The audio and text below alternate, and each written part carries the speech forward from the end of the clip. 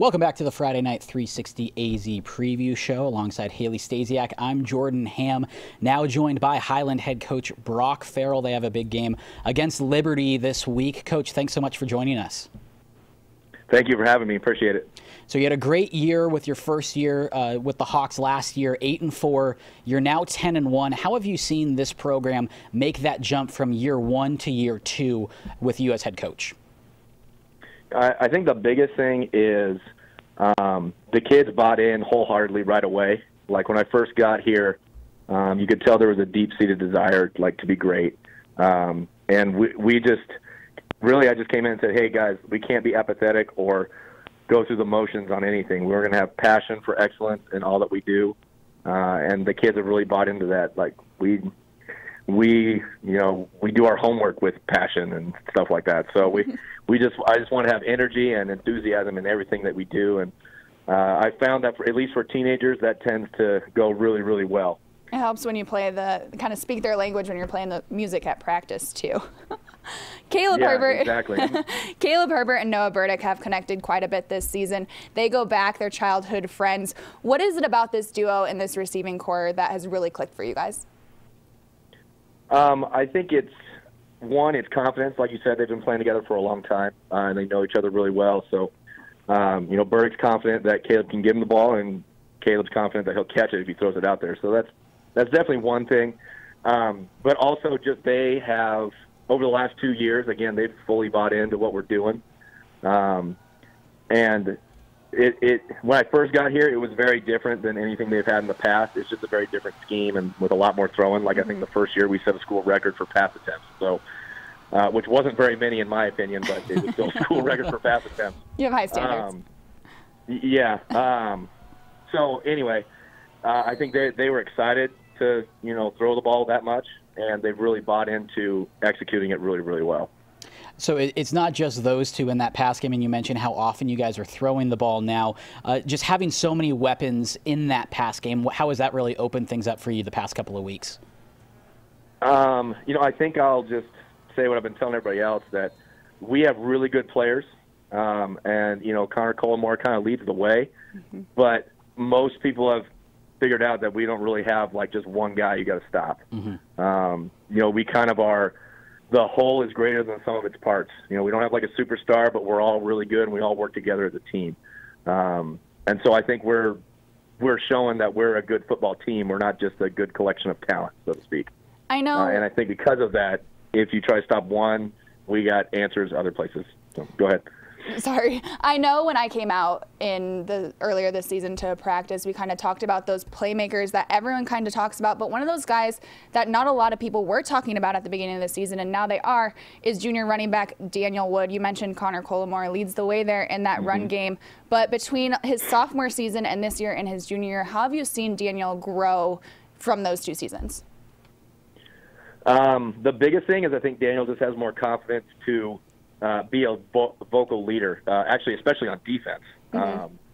He kind of, other than our senior middle linebacker, Griffin Nielsen, Daniel Wood's the most vocal leader we have out there in terms of getting us in the right call. And, he's just devastating coming off the edge. And as devastating he is on defense, he's even harder to tackle on offense. All you get is biceps and kneecaps when you try to tackle him. So it's hard to bring him down. So we talked a lot about the offense so far. Let's talk about this defense, though. Your team is giving up just over 16 points per game, one of the best defenses in 6A. How have you seen them kind of pick things up as the playoffs have approached?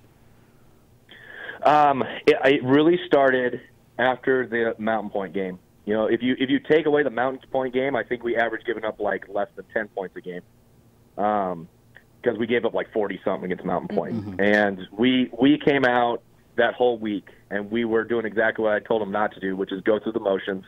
We happened to be ranked number 1 that week, so I'm not sure Highland's ever been ranked number 1, so I'm not sure our kids handled it real well.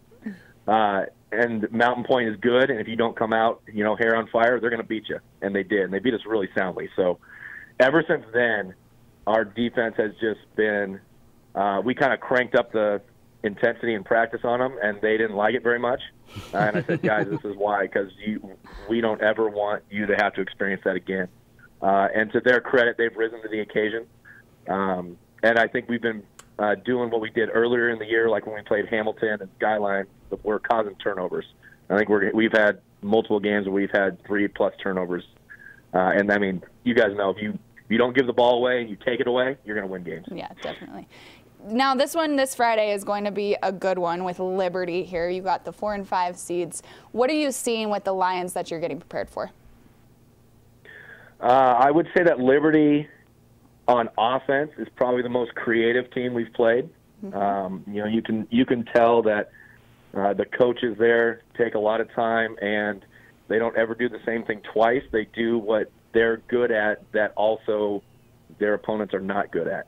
And so because of that, I think it's going to be the greatest challenge on defense. The good news is, as I look on film, they're very similar to us in terms of scheme and in terms of what they want to do. They got a good back. They have a quarterback that is smart but not necessarily a huge arm, and they want to be balanced. And so literally, it's like they've been practicing against us all year, and we've been practicing against them all year, basically. So it'll be a lot of fun. It'll be a good challenge. On defense, they have a great player at every level in terms of D-line, linebacker, and DB. But mostly you can tell that the head coach is a defensive guy because they run to the football and they tackle. And that shows on film. Coach, we appreciate the time. Good luck the rest of the way this year.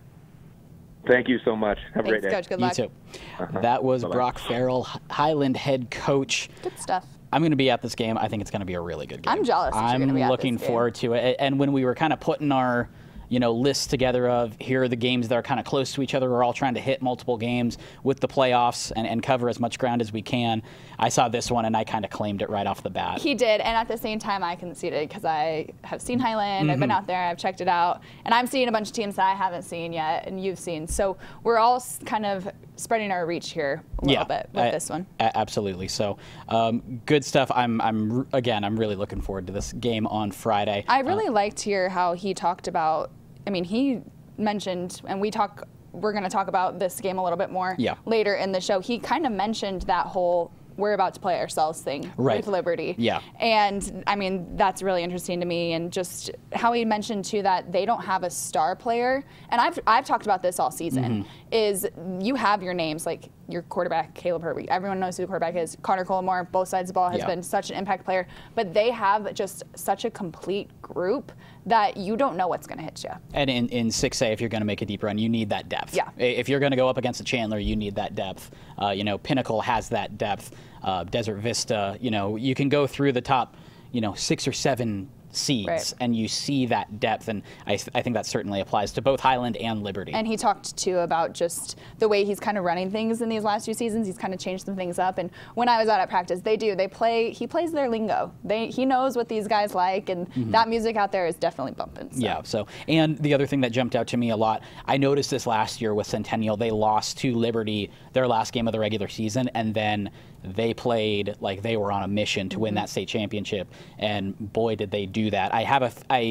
When he talks about that Mountain Point game, there's a little bit of hurt in his voice, but it's also like, this was so good for us because now we know, that feeling of losing. Let's not experience that during the postseason. So a lot of really good stuff. We're going to cover a lot of ground here in this next segment. Bring our good buddy Devin Henry on as well. That's coming up next on the Friday Night 360AZ preview show.